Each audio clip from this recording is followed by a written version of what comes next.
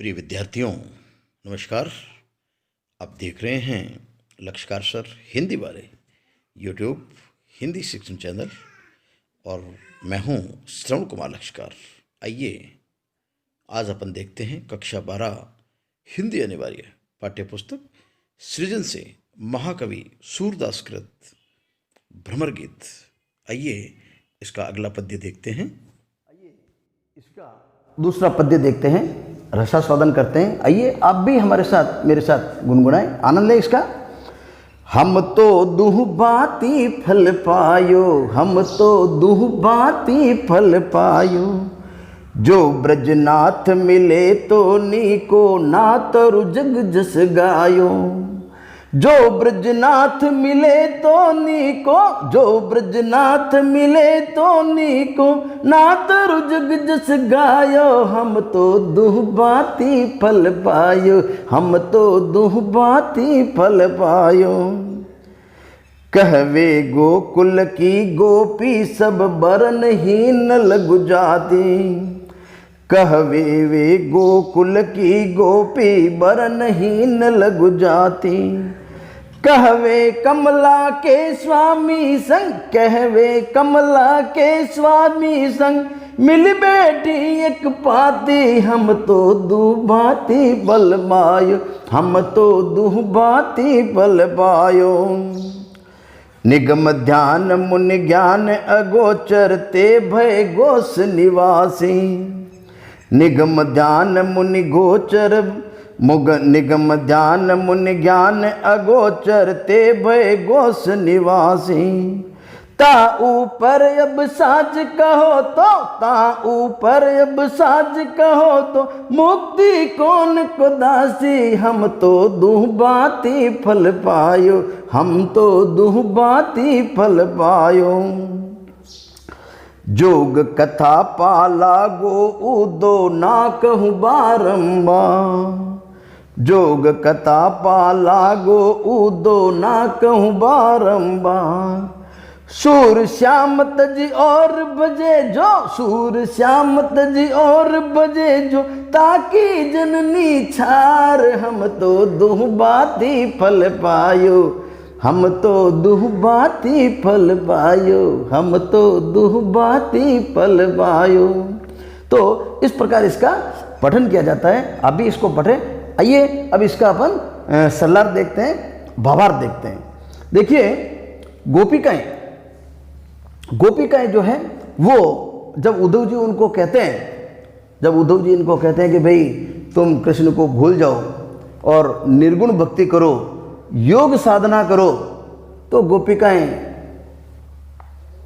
बड़ी गुस्सा होती है उद्धव जी के ऊपर। और वो चारों ओर से गोपिकाएं उनको घेर कर वो कहती है कि तुम्हारी बातें हमारे समझ में नहीं आने वाली। हम जो कर रहे हैं मुझे करने दीजिए, हम जो कर रहे हैं, हम कृष्ण से प्रेम कर रहे हैं, कृष्ण को याद कर रहे हैं, वो हम ठीक कर रहे हैं। और वो गोपिकाएं उनको कहती है उद्धव जी से कि भाई हम तो अब कृष्ण मिले या नहीं मिले, आवे या नहीं आवे वो जाने, पर हमें तो दोनों ही तरफ से फायदा ही फायदा है। चित भी मेरी और पुट भी मेरी, दोनों ही तरफ से मुझे तो फायदा ही फायदा। वो कहती है कि हम तो दुह बाती फल पाए, दोनों तरफ से हमें तो फायदा है। कैसे फायदा? देखिए वो कहते हैं जो ब्रजनाथ मिले तो नीको नात रुजस गायो, जो ब्रजनाथ मिले तो नीको नात रुजग जस गायो। यदि ब्रजनाथ मिल गए, कृष्ण भगवान मिल गए तो सोने में सुहागा, मजा आ गया। उसी के लिए हम प्रयास कर रहे हैं। मिल गए तो बहुत बढ़िया, और नहीं मिले तो इस संसार में हमारा यश अमर हो जाएगा। हम तो वैसे ही जस ईश्वर को याद करते हैं, उन्हें याद ही किया है, भक्ति कुछ न कुछ जुड़ी है। तो इस प्रकार वो कहते हैं यदि मिले तो भी बढ़िया, नहीं मिले तो भी कुछ न कुछ तो हम उसकी भक्ति कर ही रहे हैं, तो संसार में हमारा नाम रहेगा। नातर जुग जस गाया, संसार में हमने यश गाया, संसार हमारा यश गान करेगा। तो इस प्रकार वो गोपिकाएं कहती है हम तो दहु भांति फल पायो। आगे कहती है गोपिकाएं, कहवे गोकुल की गोपी सब बरनहीन लगु जाती। अब वो उसको ताना मारती है। अब वो गोपिकाएं, देखो जब कोई आदमी सीधा नहीं समझता है ना, तो व्यक्ति ताना मारता है, व्यंग में उसको कहता है। गोपिकाएं व्यंग कहते हैं, अरे भाई हमें मालूम है भाई वो कृष्ण भगवान बड़े हैं, वो बड़े जात के हैं, बड़े राजा हैं, और हम तो छोटी जात के हैं, हम तो अहीर हैं, छोटी जात के हैं। वर्णहीन, वर्णहीन यहाँ पर शब्द है, इसके दो अर्थ हैं। वर्णहीन, एक तो वर्णहीन यानी कुरूप, एक तो वर्ण मतलब बहुत ज़्यादा सुंदर, क्या वर्णहीन यानी गोरा वर्ण, एक कुरूप जो जैसे काली, यानी कुरूप कह सकते हैं। तो एक तो वो कहती है कि हम तो वर्णहीन है, यानी हम तो कुरूप हैं, हम अच्छी नहीं हैं। एक वर्णहीन जो नीची जाति के, क्योंकि उस समय वर्ण व्यवस्था थी, वो उच्च वर्ण के थे और हम नीचे वर्ण के हैं। तो वो गोपिकाएं कहती है, उसको व्यंग में कहती है, क्या हाँ हाँ हमें मालूम है, वो तो ऊंचे आदमी है, वो बड़े वर्ण के हैं, और हम तो लघु वर्ण के हैं, हम छोटी जात के हैं, हमसे थोड़ी प्यार करेगा वो, हमसे थोड़ी मिलेगा आकर। तो उसको व्यंग में उद्धव जी को कहते हैं। कहवे गोकुल की गोपी सब वर्णहीन लघु जाति, कहवे कमला के स्वामी संग मिली बैठी एक पाती। और कहाँ वो कमला के स्वामी, कमला लक्ष्मी का पर्यायवाची शब्द है, और लक्ष्मी के स्वामी कौन, विष्णु भगवान। तो कृष्ण भगवान थे, विष्णु के अवतार थे, कृष्ण भगवान विष्णु के अवतार थे, इसलिए उनको कमला के स्वामी भी कहा जाता है। तब वो कहती है कि भाई हम तो लघु जाति की हैं, और कहाँ वो कमला के स्वामी, कहाँ वो कमला के स्वामी, यानी कमला के साथ बैठने वाले, कमला के साथ बैठने वाले। विष्णु भगवान और लक्ष्मी जी साथ साथ बैठते थे। तो कहाँ वो विष्णु भगवान जो कमला के साथ बैठने वाले, हम उनके साथ अच्छी थोड़ी लगती हैं, हम तो नीच जाति के हैं, हम तो छोटी जाति के हैं, हम तो वर्णहीन हैं। तो उसको व्यंग कहते हैं।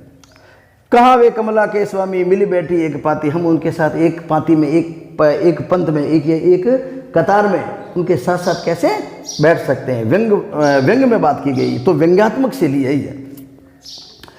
निगम ध्यान मुनि ज्ञान निगम मुनि गुण, निगम ध्यान मुनि ज्ञान अगोचर ते भय गोस निवासी।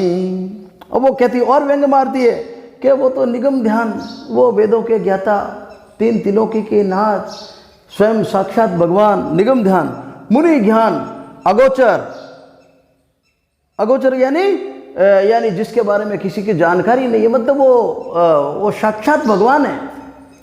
निगम ध्यान मुनि ज्ञान अगोचर, और ते भय घोष निवासी। वो कहती है कि वो तो साक्षात भगवान है, वेदों के ज्ञाता है, तीन तिलोकी नाथ है, और हम घोष निवासी, घोष यानी ग्वालों की बस्ती, जहाँ ग्वाले रहते हैं, ग्वालों की बस्ती, क्योंकि वो ज़्यादातर वहाँ की जो गोपिकाएँ थी अहिर जाति की थी, यादव जाति की थी। तो वो कहती है भाई हम तो यहाँ पर एक नीच जाति की हैं, और यहाँ पर एक छोटी सी बस्ती में रहने वाली हैं, तो इसलिए हम उनके साथ थोड़ी ओपती हैं, हम उनके साथ थोड़ी रह सकती हैं, और वो हमें अपने साथ क्यों रखेगा। व्यंग में वो ताना मारते हैं। ता ऊपर सब साच कहो तो, ता ऊपर सब साच कहो तो, मुक्ति कौन की दासी, हम तो दुह भांति फल पायो, हम तो दुह भांति फल पायो। उद्धव जी बार बार उनको कहते थे कि भाई तुम तो निर्गुण भक्ति करो, योग साधना करो, निर्गुण भक्ति करो, योग साधना करो, तो तुम्हें मुक्ति मिल जाएगी, तुम्हें इस संसार से मुक्ति मिल जाएगी, तुम्हें मोक्ष हो जाएगा। तब गोपिकाएं कहते भाई ये मुक्ति किसकी दासी है, ये मुक्ति कौन है, हमें नहीं चाहिए मुक्ति, जिसको चाहिए वो ले जा मुक्ति, हमें तो कन्हैया चाहिए, हमें तो कृष्ण चाहिए। तो वो कहती व्यंग में कहती मुक्ति किसकी दासी, ये मुक्ति है कौन। ता ऊपर अब साच कहो तो, मुक्ति कौन की दासी। अब इसके ऊपर भी इतनी बात कहने के बाद भी यदि वो सच्ची कहें, वो गोपिकाएं कहती है कि साच कहूँ तो बताओ ये मुक्ति किसकी दासी है। जोग कथा पालो गो उदो ना कहूँ बारंबार, जोग कथा पाला गो उदो ना कहूँ बारंबार। यानी उद्धव जी ने निराकार भक्ति का, निराकार साधना करने का उपदेश दिया, और ये सब सारी बातें चल रही है ना उन दोनों के बीच में। वो भंवरा पड़ोस में उड़ रहा है, गोपिकाएं किसको कह रही है, भंवरे के माध्यम से, भंवरे के माध्यम से भंवरे को कह रही है।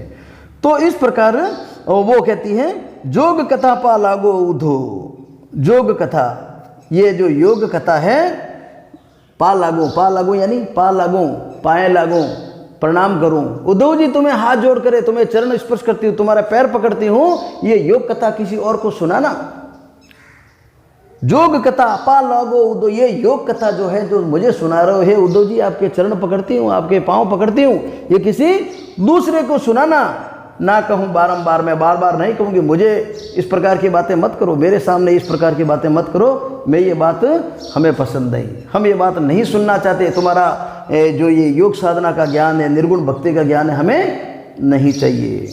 अब वो कहती है ये सारा दृश्य, सूरदास जी अपनी बात कहते हैं अंतिम में, सूर श्याम तजी और बजे जोता के जननी छार, हम तो दुबादी फल पायो। सूरदास जी गोपिकाओं के मन की बात कहते हैं, यानी गोपिकाएं कहना चाहती है कि भाई हमने कृष्ण से प्रेम किया है, अब हमें दूसरा कोई, चाहे निर्गुण भक्ति हो, चाहे और कोई भक्ति हो, चाहे और कोई योग साधन हो, हमें नहीं करना, हमें तो ओनली कृष्ण, हमें तो सिर्फ कृष्ण से प्रेम है। तो अब वो गोपिकाएं के माध्यम से गोपिकाओं के दिल की बात सूरदास जी कहते हैं, क्या कहते हैं, सूर श्याम तजी। सूरदास जी कहते हैं कि श्याम को तजकर, श्याम कृष्ण भगवान, सूरदास जी कहते हैं कि कृष्ण को तजकर किसी और को भजे। गोपिकाएं कहना चाहती है कि हम कृष्ण को तजकर, कृष्ण को छोड़कर किसी और को भजे। उनकी माई हल्की है, उनकी माई कोई दूसरी है, ये एक प्रकार का मुहावरा है। और ये अपने यहाँ पर आपने देखा होगा हिंदुस्तान के अंदर, मारवाड़ के अंदर एक गाली भी है, असली माँ का जाया हो तो, असली मर्द का बचाओ, कहते नहीं कहते हैं, असली माँ का जाया हो तो वो कहती है सूर श्याम तजी और भजे तो, ताकि जननी छार, उसकी माँ ही निम्न है, उसकी माँ ही तुच्छ है। सार का मतलब, छार का मतलब तुच्छ, हल्की, यानी उसकी माँ ही हल्की होगी जो इस प्रकार की दोगली बातें करता हो। छार का मतलब यहाँ पर क्यों, ये उद्धव जी के प्रति क्षोभ की भावना होती है, उद्धव जी के प्रति क्षोभ, यानी घृणा से देखती है, घृणा करती है कि हमें ऐसा समझ लिया क्या कि कृष्ण को छोड़कर उसकी भक्ति कर लो, नहीं ऐसा नहीं होगा, हम एक माँ के जाए हुए हैं। तो वो कहती हैं, इसी बात को सूरदास जी कहते हैं, सूर श्याम तजी और भजे तो जाकी जननी छार, तो ताकि जननी छार, उसकी माँ ही बड़ी तुच्छ है, यानी हमारे लिए कृष्ण ही सर्वोपरि है, one and only one Krishna. इसीलिए हे उद्धव जी, हम तो कृष्ण से प्रेम करते हैं और कृष्ण से ही प्रेम करेंगे। तो ये इसका सरलार्थ था, और इसका एक भाव ये था कि गोपिकाएं जो है इस प्रकार जब उद्धव जी के सामने भिड़ती है, उद्धव जी से सामने तर्क वितर्क करती है, तो उद्धव जी जो योग और ज्ञान की साधना, योग और ज्ञान की बात बताने आए थे, योग और ज्ञान के ऊपर उनको भाषण दे रहे थे, छकड़ी बोल गए, और गोपिकाओं के माध्यम से सूरदास जी ने प्रेम और भक्ति को श्रेष्ठ बता दिया। यानी सूरदास जी ने इस पद्य में योग और ज्ञान के ऊपर प्रेम और भक्ति की श्रेष्ठता सिद्ध कर दी। प्रेम और भक्ति किसकी? गोपियों की। तो ये इस प्रकार की ये भ्रमर गीत थे, और इसकी जो है कुछ विशेषताएं, इसकी कुछ विशेषताएं, और इसकी विशेषताओं के बारे में देखो आप, क्योंकि पद्य जब आएंगे आपके इस प्रकार का सब प्रसंग व्याख्या आ गई, तो सरलार्थ अपन ने लिख दिया, भाव अपन ने लिख लिया, भावार्थ अपन ने लिख लिया, अब इसकी विशेषताएं। आइए इस पद की विशेषताएं देखते हैं अपन, और विशेषताओं के अंदर देखिए इस प्रकार विशेषताएं लिखते हैं। ये विशेष लिखना आप लोगों को आना चाहिए। साहित्य के आप विद्यार्थी हैं तो आपको विशेषता लिखनी बहुत अच्छे तरीके से आनी चाहिए, क्योंकि आपके सप्रसंग व्याख्या के प्रश्न आते हैं। तो सप्रसंग व्याख्या के अंदर कवि का परिचय, लेखक का परिचय, पाठ का परिचय अपन दे देते हैं, उसके बाद में सरलार्थ लिखते हैं, भावार्थ लिखते हैं। अब उसके अंदर विशेषताएं क्या क्या है, वो उसकी विशेषता अपन अलग से बिंदुवार यदि अपन लिखें तो नंबर बहुत अच्छे आते हैं, और अपन को लिखना चाहिए, ज़्यादा से ज़्यादा पॉइंट बनाना चाहिए, इसको एक गद्यांश के रूप में नहीं लिखना चाहिए। देखिए इसकी विशेषताएं देखते हैं। पहला, ये ब्रज भाषा की रचनाएं, सूरदास जी की रचनाएं ब्रज भाषा में है। योग और ज्ञान पर प्रेम और भक्ति की श्रेष्ठता, इसमें आपने देखा था उद्धव जी ज्ञान और योग की बात करते हैं, गोपिकाएं प्रेम और भक्ति की बात करती है, और उद्धव जी निरुत्तर हो जाते हैं, इसलिए उसकी प्रेम और भक्ति की श्रेष्ठता हो गई। तार्किक भाषा व व्यंग्यात्मक शैली ये कौन सी है? तो ये व्यंग्यात्मक शैली है। तार्किक भाषा तर्क देती है वो, ठीक है ना, तार्किक भाषा। वियोग श्रृंगार रस की श्रेष्ठ रचना, क्योंकि गोपिकाएं जो है स्वयं वियोग में डूबी हुई है, कृष्ण के वियोग में डूबी हुई है, तो वो वियोग की बातें करती है, वियोग से बाहर निकलने के लिए वो छटपटा रही है कृष्ण से मिलने के लिए। तो वियोग श्रृंगार की ये रचना है। लक्षणा शब्द शक्ति, शब्द शक्ति भी अपन को आनी चाहिए, अलग से उसका वीडियो बनाए हुआ आप देखिए। लक्षणा शब्द शक्ति का मतलब होता है आप कहते कुछ है अर्थ कुछ और होता है। व्यंग में जब कोई बात कही जाती है लक्षणा शब्द शक्ति होती है। तो लक्षणा शब्द शक्ति देखो इसके अंदर आया कुछ पद्य में कुछ शब्द आए हैं पास पास में, नीको नातर, स्वामी संग, कौन की, ये सब क्या है अनुप्रास अलंकार। देखिए यहाँ पर ये अनुप्रास है। कौन सा अनुप्रास? अब लिख सकते हैं 6 का अनुप्रास, क्योंकि एक बार आवृत्ति हो रही है स क। तो आप जब अनुप्रास केवल लिखने से काम नहीं चलेगा, आप शब्द को टालिए, छांटिए उसमें से और इस प्रकार साथ में लिखकर ये सब, और इसके अंदर 6 का अनुप्रास है। ताकि जननी छार, उसकी तो माँ ही हल्की है। ये क्या है? उद्धव जी के प्रति क्षोभ की भावना, दुख की भावना, हीनता से देखती है कि यार कैसी बातें हैं, कितनी हल्की बात कर दी तुमने, तो हम ऐसे हैं क्या? तो ये जो भाव होता है उद्धव जी के प्रति क्षोभ की भावना, ये अपन लिखेंगे। और सबसे बड़ी चीज़ ये भी अपन लिख सकते हैं कि चूंकि गोपियाँ भ्रमर के माध्यम से उद्धव जी के साथ, गोपियाँ भ्रमर के माध्यम से उद्धव जी को कहती है, गोपियाँ भ्रमर के माध्यम से, किसके माध्यम से? भ्रमर के माध्यम से उद्धव जी के साथ ये संदेशा कृष्ण तक पहुंचाती है, कृष्ण तक भेजना चाहती है ये मैसेज। इसीलिए अन्योक्ति कहे किसको रहे, कहना किसके लिए है, अर्थ कहाँ जा रहा है, तो यहाँ पर इसको, इसलिए ये क्या है? अन्योक्ति है। तो ये देखो आप इसके अंदर 7-8 पॉइंट हो गए। तो इसको थोड़ा सा अपन ध्यान देंगे तो इस प्रकार इसको विशेष में भी 5-7 पॉइंट बना पाएंगे। तो आप देखिए कि 4 में से 4 नंबर कोई नहीं रोक पाएगा आपको। तो इसको आप बार बार वीडियो को देखें, 1-2 बार आप देखेंगे तो आपको लगेगा कि आपको बड़ा आनंद आया होगा। चूँकि इसके अंदर कुछ और पद्य हैं और यदि इन पद्यों को एक साथ बनाएंगे तो काफ़ी लंबा हो जाएगा, आपको भी आनंद कम आएगा। तो कुछ अलग से वीडियो हम भ्रमर गीत को 2 या 3 वीडियो में अपन लेंगे ताकि आपको ज़्यादा से ज़्यादा इसका फ़ायदा मिले, आप इसको याद कर सकें, समझ सकें।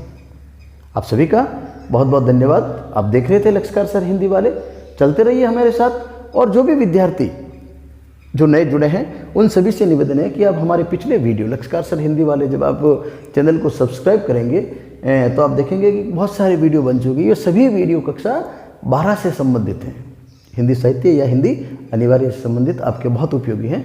आप इनको देखें, फ़ायदा लें और ज़्यादा से ज़्यादा इसको शेयर करें। हाँ, यदि इन वीडियो के बारे में आप कुछ कहना चाहते हैं, अपनी राय रखना चाहते हैं, अपनी कोई जिज्ञासा है, प्रश्न है आपका, तो कमेंट के माध्यम से जरूर बताएं। आप सभी का बहुत बहुत धन्यवाद। जय हिंद, जय भारत। देखते रहिए लक्षकार सर हिंदी वाले, चलते रहिए हमारे साथ।